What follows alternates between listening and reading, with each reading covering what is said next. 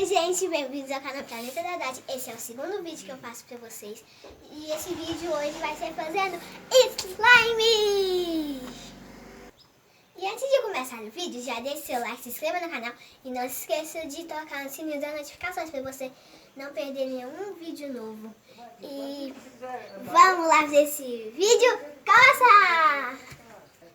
Gente, nesse vídeo nós vamos precisar de água boricada, bicarbonato e cola. A cola já pus dentro da vasilha e uma colher para mexer em a vasilha. Então nós vamos dar uma mexidinha aqui na cola.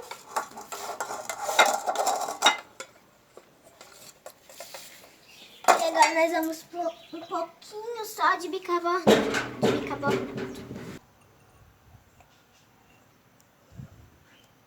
Tô pondo bicarbonato, gente.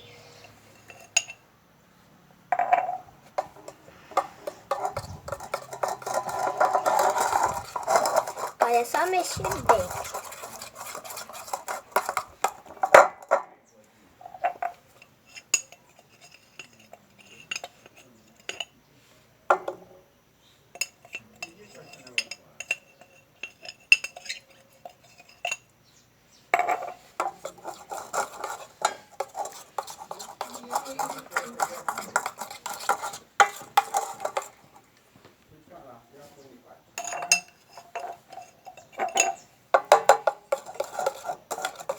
Gente, agora nós vamos pôr a água boricada.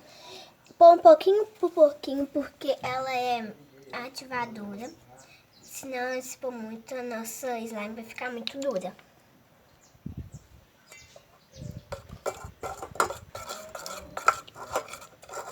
Olha, gente, já tá dando ponto.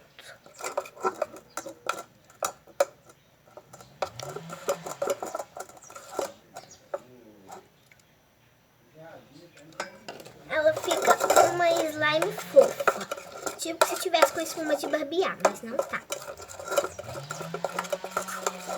Talvez depois nós vamos pôr corante.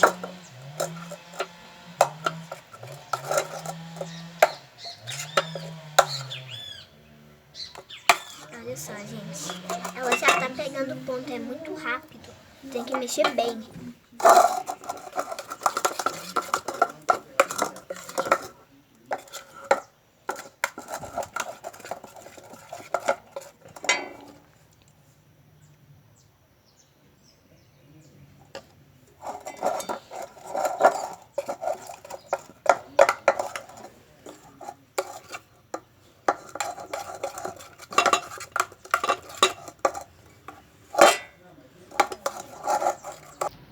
Gente, eu fui pôr na água boricada e ela ficou assim.